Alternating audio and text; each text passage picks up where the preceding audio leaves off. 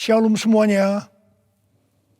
Tuhan Yesus mengingatkan kita mengenai persyaratan untuk masuk ke dalam kerajaan sorga.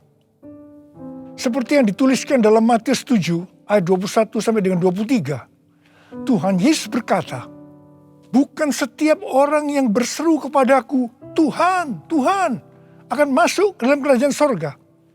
Melainkan dia yang melakukan kehendak Bapa-Ku yang di sorga.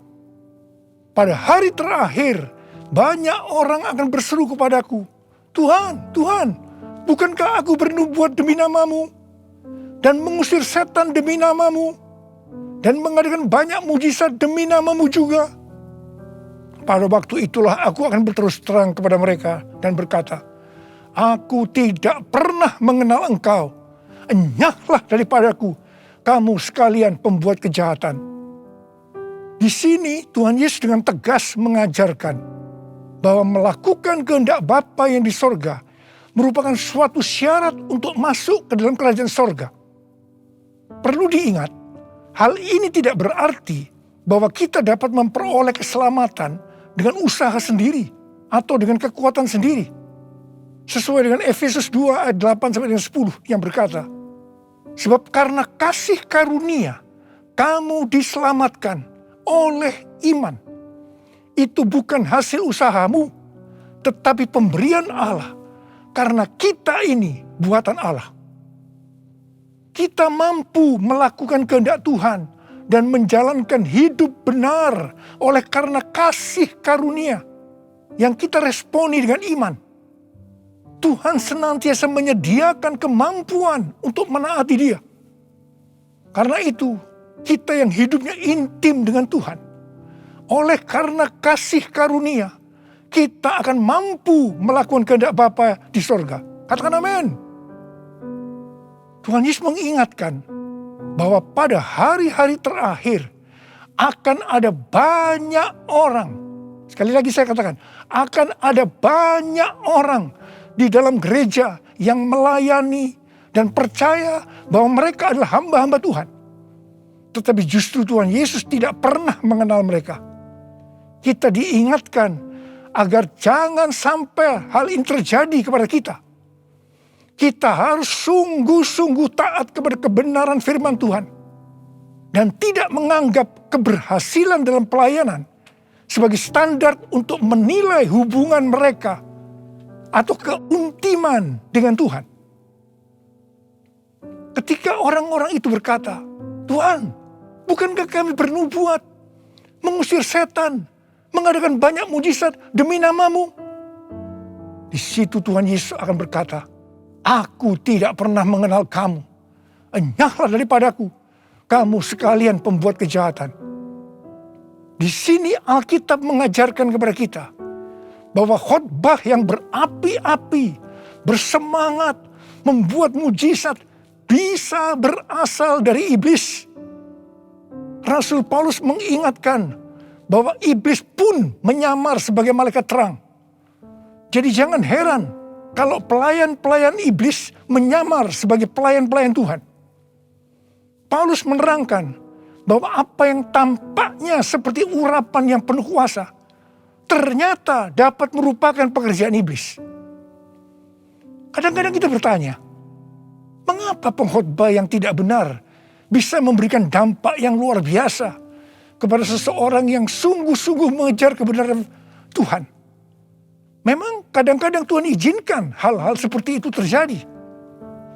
Tetapi pengertiannya adalah Tuhan tidak mendukung sang pengkhotbah yang tidak benar. Tetapi Dia tetap mendukung kebenaran Alkitab dan mereka yang menerima kebenaran itu dengan iman. Tuhan pernah berkata tentang Daud dalam Kisah Para Rasul 13 ayat 22. Aku telah mendapatkan Daud bin Isai, seorang yang berkenan di hatiku dan yang melakukan segala kehendakku. Jadi Tuhan berkenan kepada Daud karena Daud melakukan kehendaknya. Kehendak Tuhan yang mana? Kisah Para Rasul 13 ayat 36 berkata, sebab Daud melakukan kehendak Allah pada zamannya. Jadi Di sini dijelaskan, Daud tidak melakukan kehendak Allah pada zaman orang lain. Tetapi pada zamannya, apa yang Allah kehendaki pada waktu itu. Saya pribadi merindukan untuk mendengarkan Tuhan berkata kepada saya, aku telah menemukan Niko Binyotoro Harjo, orang yang berkenan di hatiku dan melakukan kehendak Tuhan pada zaman ini. Apakah saudara juga merindukan hal yang seperti itu? Ku mau hidup seturut kehendak Tuhan. Ku mau memberi semua yang ku dapat berikan. Ku mau cinta Dia lebih dari semua. Ku tak dapat membalas kasih-Nya. Ku mau cinta Dia lebih dari semua. Ku tak dapat membalas kasih-Nya. Ku tak dapat membalas kasih-Nya. 6 hari sebelum Paskah, Tuhan Yesus datang ke Betania, di mana Lazarus pernah dibangkitkan. Mereka mengadakan perjamuan untuk Tuhan Yesus. Marta melayani Dia. Di tengah-tengah perjamuan itu, Maria mengambil setengah kati minyak narwastu murni yang mahal harganya, lalu meminyaki kaki Tuhan Yesus dan menyekanya dengan rambutnya. Dan bau minyak narwastu itu semerbak di seluruh rumah itu. Yudas Iskariot, salah seorang murid Tuhan Yesus berkata, kenapa minyak narwastu itu tidak dijual saja dengan harga 300 dinar? Dan uangnya bisa diberikan kepada orang-orang miskin. Yudas berkata seperti ini bukan karena dia memperhatikan nasib orang-orang miskin, tetapi karena dia akan mencuri uang kalau minyak narwastu itu dijual. Tuhan Yesus berkata, sudahlah, biarlah dia melakukan hal itu untuk mengingatkan hari penguburanku. Karena orang-orang miskin selalu ada padamu, tetapi aku tidak akan selalu ada padamu.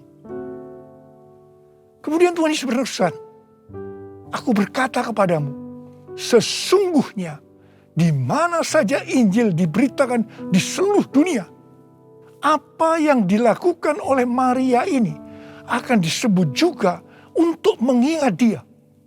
Wow, ini suatu penghargaan yang luar biasa yang diberikan oleh Tuhan Yesus kepada Maria. Sebenarnya apa sih yang dilakukan oleh Maria sehingga Tuhan Yesus memberikan penghargaan seperti itu? Yang dilakukan oleh Maria dengan mengurapi Tuhan Yesus dengan minyak narwastu itu adalah menjawab kebutuhan Tuhan Yesus pada waktu itu. Maria sebenarnya melakukan kehendak Tuhan Yesus pada waktu itu. Tuhan Yesus tahu bahwa sebentar lagi dia akan mati dengan mengalami penderitaan yang luar biasa. Ingat saudara, bahwa Tuhan Yesus selain 100% Allah, dia juga 100% manusia seperti kita semua. Dalam keadaannya seperti itu, dia butuh ada orang yang menguatkan, menghibur dia. Dan Maria menjawab apa yang Tuhan Yesus butuhkan. Maria melakukan kehendak Tuhan Yesus pada waktu itu. Tuhan Yesus berkata bahwa apa yang dilakukan oleh Maria dengan mencurahkan minyak narwastu itu ke kaki Tuhan Yesus dan menyeka dengan rambutnya adalah persiapan untuk hari penguburannya.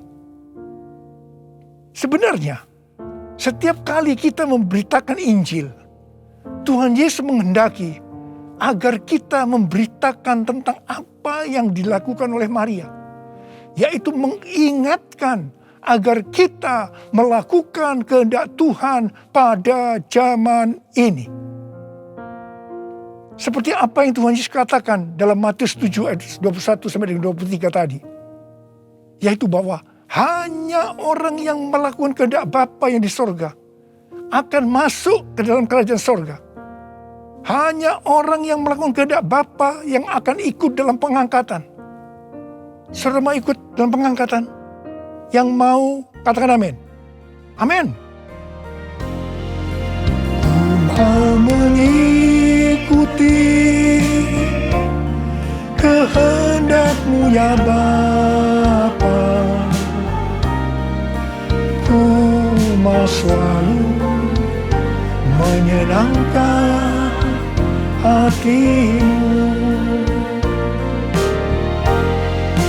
Ku mau mengikuti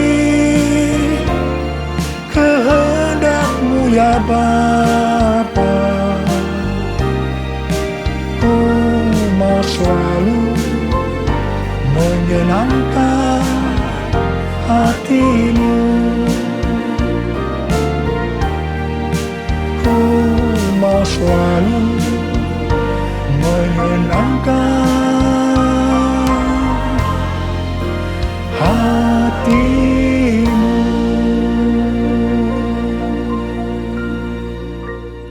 Pertanyaannya, apa yang menjadi kehendak Bapa di sorga pada zaman ini?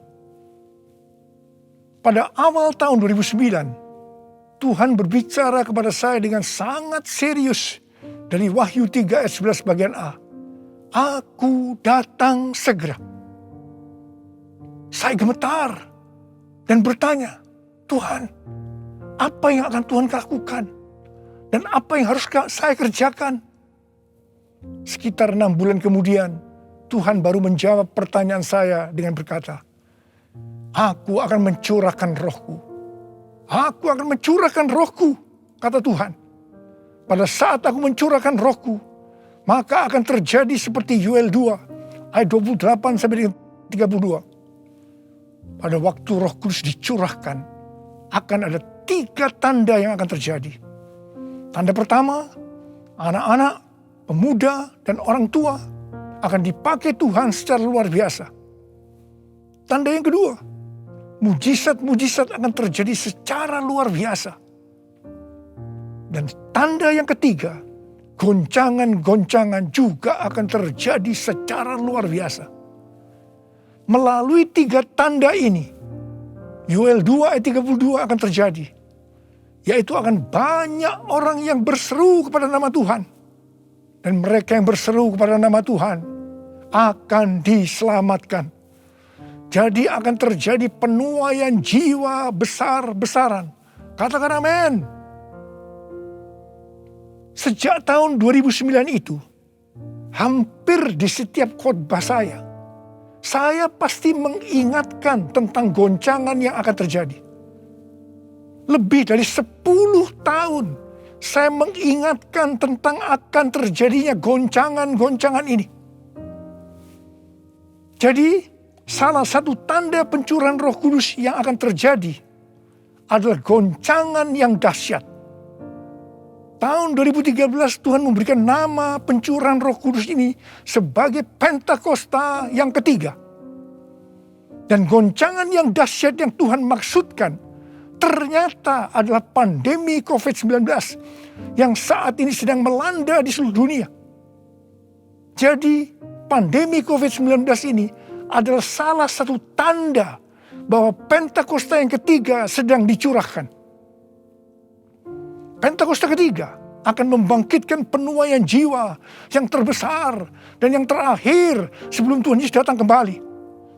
Pentakosta ketiga akan membangkitkan generasi Yeremia, yaitu anak-anak muda yang dipenuhi Roh Kudus, cinta mati-matian kepada Tuhan Yesus, tidak kompromi terhadap dosa, dan akan bergerak untuk memenangkan jiwa. Gerakan yang akan terjadi akan dimotori oleh generasi Yeremia ini. Pentakosta ketiga akan memberikan kuasa untuk menyelesaikan amanat agung. Dan setelah itu Tuhan Yesus datang kembali. Hari-hari ini Tuhan menghendaki agar yang pertama, kita berseru dalam doa supaya Pentakosta yang ketiga ini digenapi. Yang kedua, Kita diminta untuk berdoa dengan bertalu-talu supaya pandemi ini segera berakhir.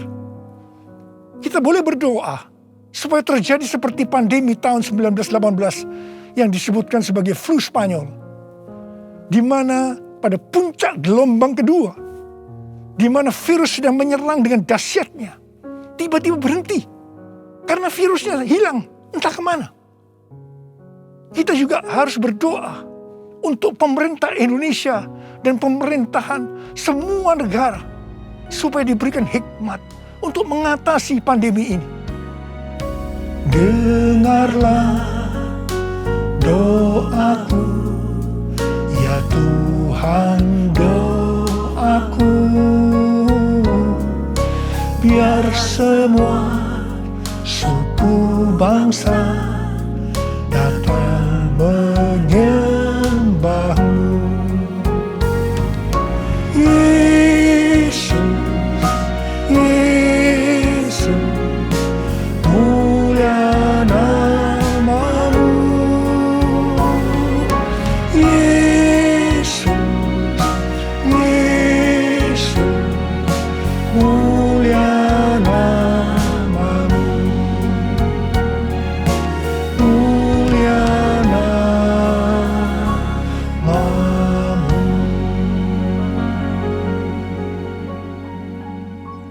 Tahun 2020, seorang hamba Tuhan mendapat penglihatan tentang Jakarta saat dia berkhotbah. Dia berkata bahwa dia dibawa ke suatu tempat yang namanya Jakarta. Dan dia tidak tahu bahwa ada tempat yang namanya Jakarta. Di sana dia melihat ada angin Tuhan yang sedang bertiup di Jakarta dan sekitarnya. Ada goncangan besar terjadi. Dia mengajak untuk berdoa bagi Jakarta dan Indonesia. Hari-hari ini, apa yang dilihat oleh hamba Tuhan ini memang sedang terjadi di Jakarta dan Indonesia. Dengan adanya varian Delta, maka pandemi di Indonesia menjadi semakin parah. Indonesia pernah sebagai ranking pertama dalam penularan virus harian di dunia ini. Demikian juga dalam hal kasus kematian karena COVID ini. Indonesia pernah menjadi yang terbanyak di dunia. Indonesia juga pernah disebutkan sebagai epicentrum COVID-19 dunia. Ini gambaran tentang keadaan Indonesia hari-hari ini yang sedang digoncang secara luar biasa. Banyak orang yang ketakutan, khawatir, kebingungan, stres, depresi, cemas, bosan, jenuh. Banyak juga yang terkena dampak krisis ekonomi. Banyak di antara kita sedang melihat kematian yang datangnya secara tiba-tiba terhadap orang-orang yang hubungannya dekat dengan kita. Banyak yang bersaksi, saya baru saja berbicara dengan dia. Sekarang tiba-tiba sudah tidak ada lagi dia. Yang paling menonjol dalam pandemi COVID-19 ini, dibandingkan dengan pandemi 1918 yang disebutkan sebagai flu Spanyol, bukan jumlah orang yang meninggal. Karena yang meninggal dalam COVID-19 ini relatif sedikit dibandingkan dengan flu Spanyol. Tetapi yang menonjol adalah tingkat depresi, stres, kecemasan tertinggi dalam sejarah. Yaitu mencapai 25% pada tahun 2020. Di mana jika dibandingkan dengan tahun 2017 hanya 3,44%. Depresi ini pasti disebabkan karena melihat dan mengalami hal-hal yang disebutkan tadi. Jadi kalau kita melihat karakteristik pandemi COVID-19 ini, jelas Tuhan menghendaki adanya suatu pertobatan. Pada hari Minggu tanggal 11 Juli 2021 jam 2 siang, Dirjen Bimas Kristen dan Dirjen Bimas Katolik Kementerian Agama Republik Indonesia mengajak semua umat Kristen dan Katolik untuk berdoa bersama-sama di rumah masing-masing. kita berdoa dan melakukan seperti yang dituliskan dalam 2 Tawarikh 7 ayat 13 dan 14. Saya percaya Tuhan mendengar doa kita. Melalui segala peristiwa yang terjadi karena pandemi COVID-19 ini, Tuhan juga mengingatkan kita sebagai manusia. Tuhan memperlihatkan kepada kita betapa rapuhnya manusia itu. Kalau kita membaca dalam kitab Mazmur, dikatakan bahwa manusia itu seperti mimpi, seperti angin, hari-harinya seperti bayang-bayang lewat. Jadi artinya tiba-tiba tidak ada lagi. Manusia itu seperti rumput yang bertumbuh. Di waktu pagi berkembang dan bertumbuh. Di waktu petang lisut dan layu. Manusia itu seperti bunga di padang. Demikianlah ia berbunga. Apabila angin melintasinya, maka tidak ada lagi ia. Dan tempatnya tidak mengenalnya lagi. Saya percaya melalui pandemi ini kita diingatkan kembali bahwa kematian bisa datang dengan tiba-tiba, kapan saja. Pertanyaannya, apakah kita sudah tahu dengan pasti kemana kita akan pergi setelah ini?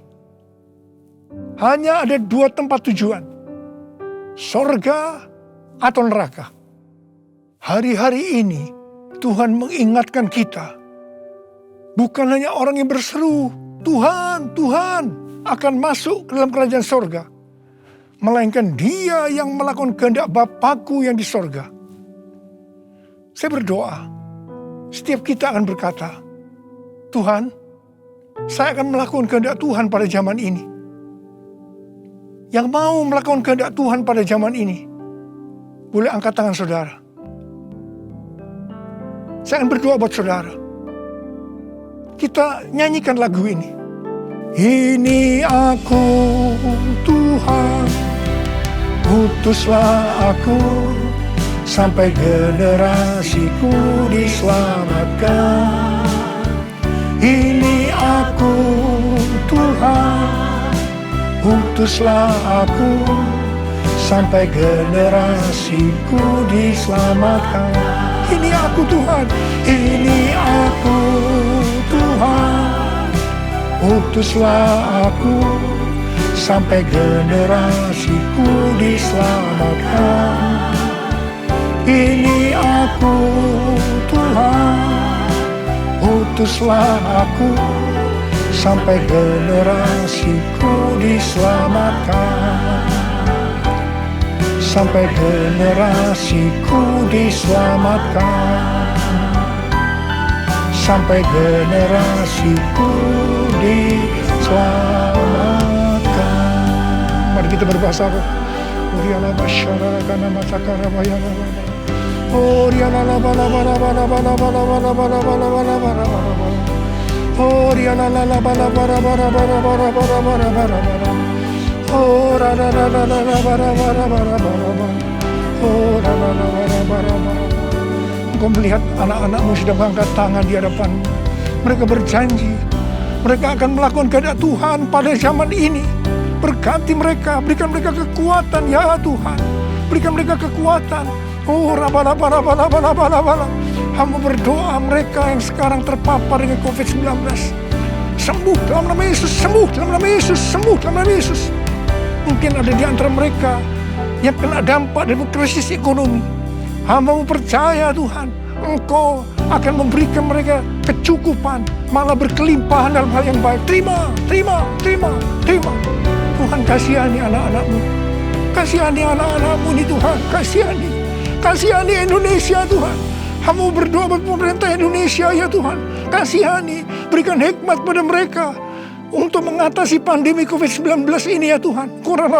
Terima kasih. Kasihani Indonesia, kasihani anak-anak-Mu semua. Tuhan terima kasih. Dalam nama Yesus. Amin. Mari saudara-saudara, kita akan masuk dalam perjamuan kudus. kita akan mengingat ayat ini. Sebab setiap kali kamu makan roti ini dan minum cawan ini, kamu memberitakan kematian Tuhan sampai Ia datang. Perjamuan kudus adalah perjamuan Tuhan Yesus sendiri. Setiap kali kita masuk dalam perjamuan kudus, Tuhan Yesus selalu berkata, biarlah ini menjadi peringatan akan aku. Biarlah ini menjadi peringatan akan aku. Karena itu mari, arahkan hati kita kepada kebaikan Tuhan. Kita akan mengingat kebaikan Tuhan. Mari tundukkan kepala. Bapa, siapakah kami sebelum kami mengenal Engkau? Kami semua orang berdosa. Upah dosa adalah maut, mati. Tempatnya di neraka. Tapi Engkau yang tidak berdosa telah dijadikan dosa oleh karena kami. Engkau harus turun dari sorga mulia, menjelma menjadi manusia.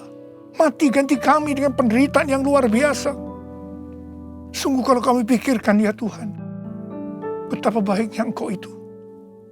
Betapa baiknya Engkau itu ya Aba. Engkau jadikan sebagai anak-anak-Mu. Engkau tuntun, Engkau bela, Engkau berkati, Engkau lindungi, Engkau sembuhkan kami. Engkau juga hajar kami kalau kami berbuat salah padamu. Tuhan, terima kasih. Itu Engkau ya Aba. Itu Engkau ya Aba. Betapa baiknya Engkau itu. Saudara, Tuhan akan memberkati saudara melalui perjamuan kudus. Tapi Tuhan mau kita makan dan minum dengan cara yang benar. Karena itu sekarang masing-masing introspeksi. Lihat keadaan dirimu masing-masing saat ini. Jangan menyimpan dosa. Kalau Tuhan ingatkan ada dosa yang selama ini belum pernah selesaikan dengan Tuhan, ini saatnya saudara berkata, ampuni saya Tuhan. Ampuni saya Tuhan. Ampuni. Tuhan, Kau melihat anak-anak-Mu yang sedang berdoa minta ampun kepadamu. Kau mengasihani mereka ya Tuhan. Kau mengasihi mereka ya Tuhan. Ampuni mereka, ampuni ya Tuhan, ampuni. Bapa, terima kasih. Kami akan masuk dalam perjamuan kudus dengan hati yang penuh ucapan syukur. Dalam nama Yesus kami berdoa. Amin.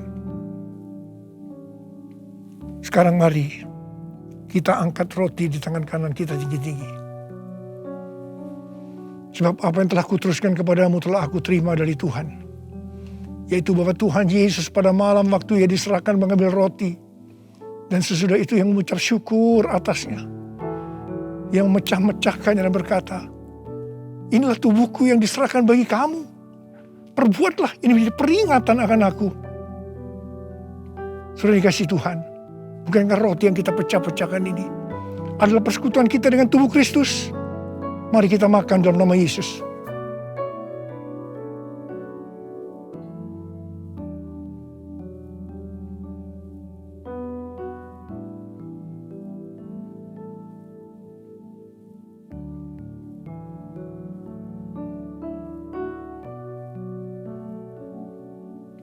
Mari angkat cawan di tangan kanan kita tinggi-tinggi.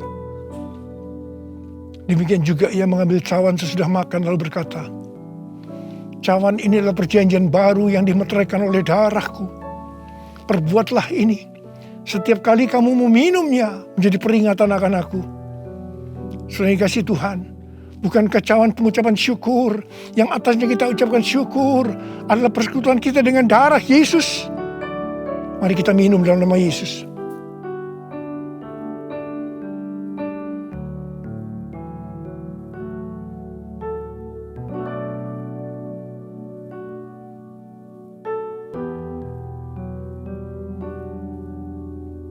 Mari sekarang ucapkan syukur dan terima kasih. Dengan suara. Jangan diam. Oh, terima kasih ya Tuhan. Terima kasih ya Tuhan. Terima kasih. Terima kasih.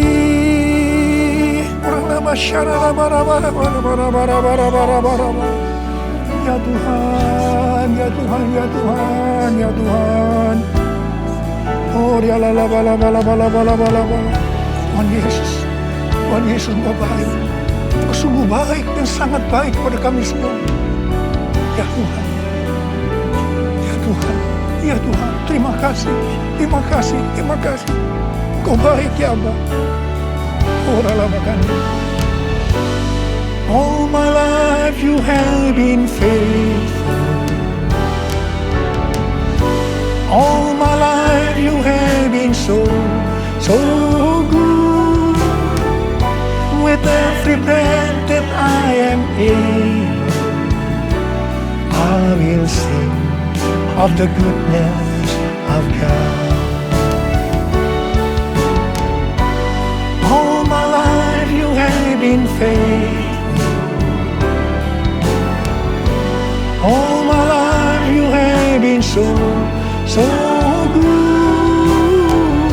With every breath that I am able, I will sing of the goodness of God. I will sing of the goodness of God. I will sing of the goodness of God.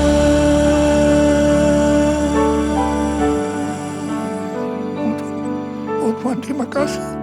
Tuhan, terima kasih. Tuhan, terima kasih. Kau baik kepada kami semua. Tuhan, terima kasih. Kau baik kepada Indonesia ya Tuhan. Tuhan, terima kasih. Kau baik kepada gerejamu. Oh Tuhan Yesus, terima kasih. Terima kasih. Terima kasih. Dalam nama Yesus. Amin.